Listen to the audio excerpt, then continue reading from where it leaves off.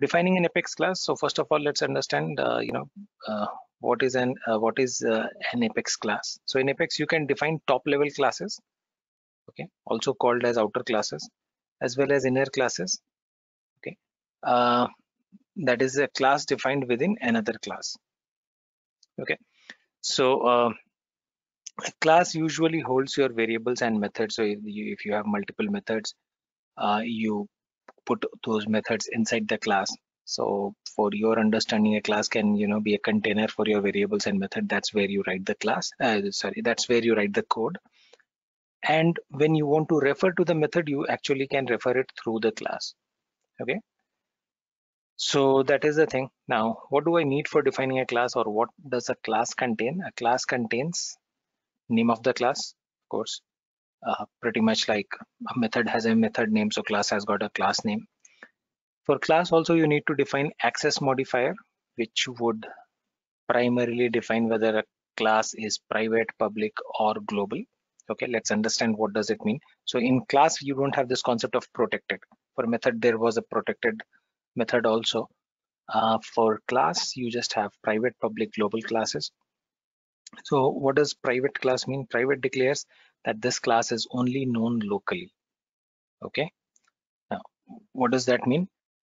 Private class will basically be applicable only on inner classes. Okay,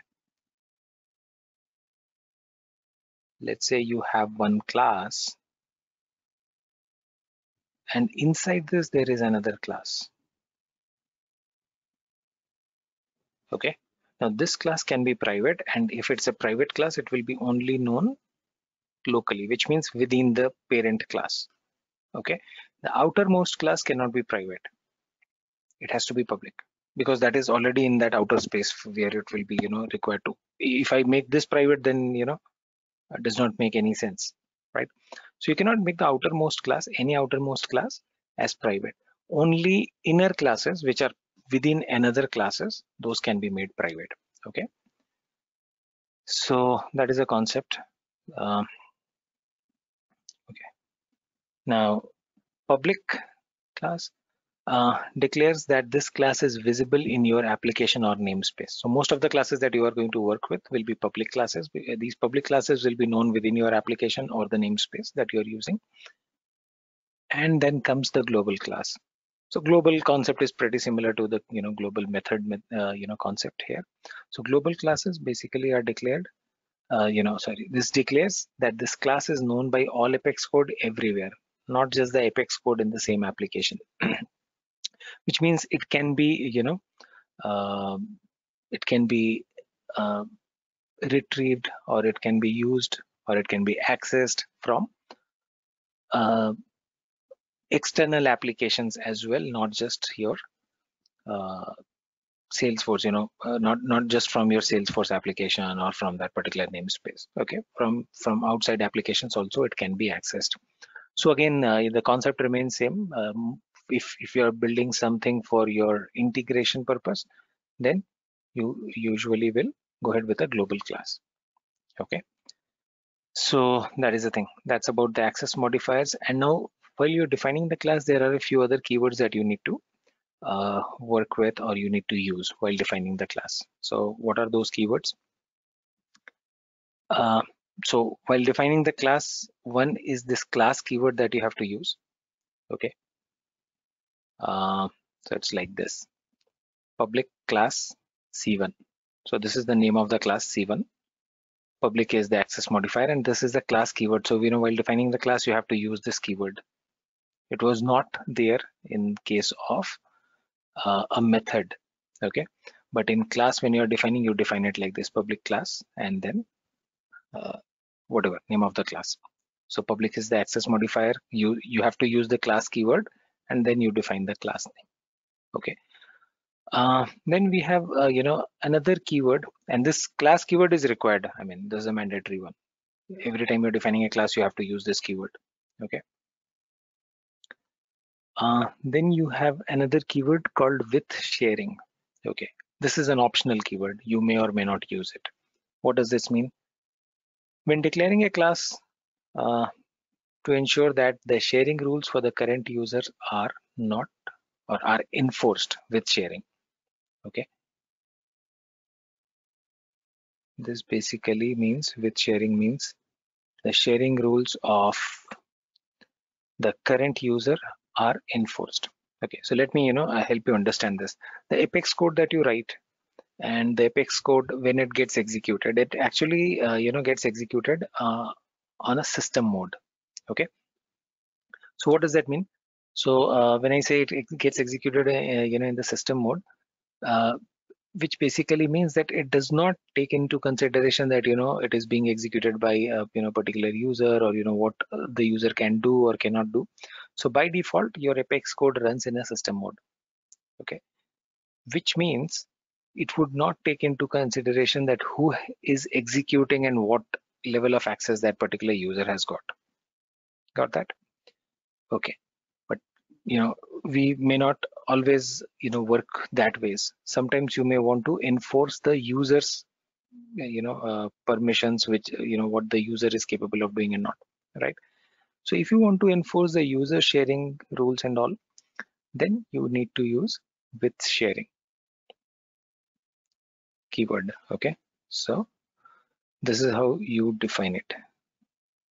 Sorry, so this has to be with sharing.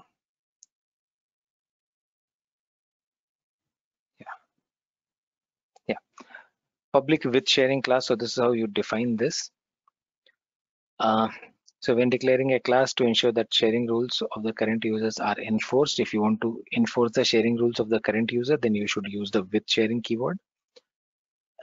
Similarly, there is another keyword called without sharing. Without sharing is slightly different from with sharing.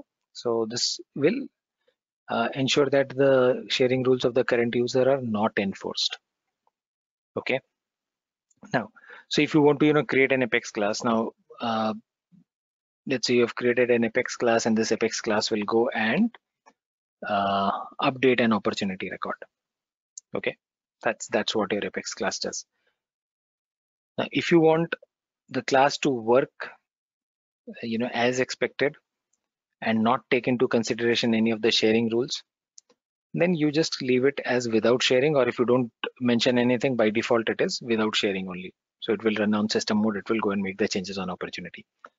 But if you want to take into consideration the sharing rules, uh, the user who is executing it depends on that particular user, which one he which all opportunities that user can edit. If the user does not have access to edit a certain opportunity, or does not have access to view a certain opportunity, you do not want that user to be able to go and make changes to that opportunity with the Apex class, then you can use with sharing. Make sense? So in case we want to enforce some sharing rules, yes, we will use with sharing. In case we do not want to enforce that, we will say without sharing. Okay, based on our requirement, we'll take a call on that. These are both these are optional keywords, and as I said, if you don't mention anything there, by default it will run on system mode, which again means without sharing. Okay, okay, and finally, what do you need? You need the body of the class, which is enclosed in braces. So this is how it is. Like, let's say take this example: public without sharing class, whatever name of the class, and your code actually goes inside these braces. Okay, now inside these braces you will have to have your variables, methods, everything that ways. Okay, so that is how it works. Now let me just give me a moment.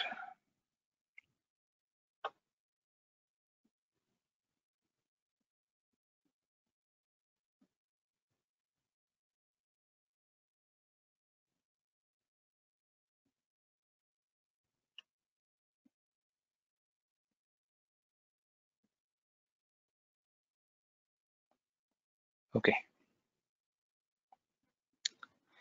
so you can define your class like this: public, let's say uh, okay, let me put public class uh,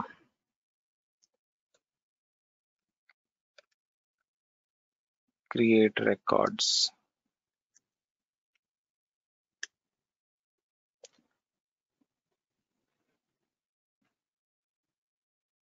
I can say account A. I'm just trying to give you some example for you to understand. New account.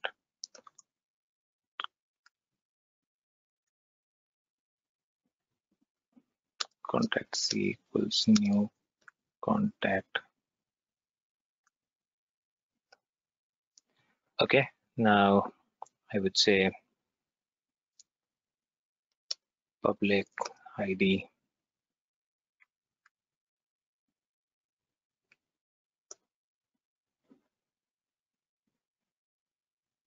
create account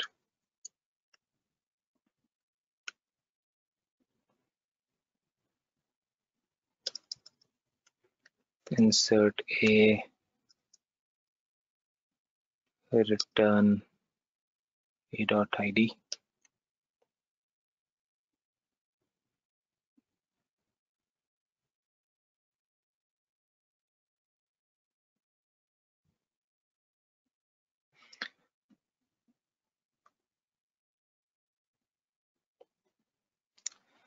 and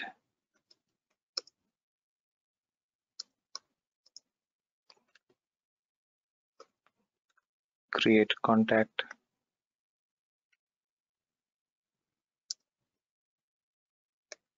insert C return c.id. Okay, if you look at it, this is where your class is. Okay, this is where it ends. So the class starts from here, and these are two variables that I've defined as subject variables, and these are two methods. One method is for creating an account record, the other method is for creating a contact record. Got this? Simple. So there is one method, there's another method, and both the method, and then there are a few variables, and all these things are actually contained inside my class. That's all we'll discuss in this video. Thanks for watching. For more videos in this series, you can look for the link in description below or visit my website. Goodbye and take care.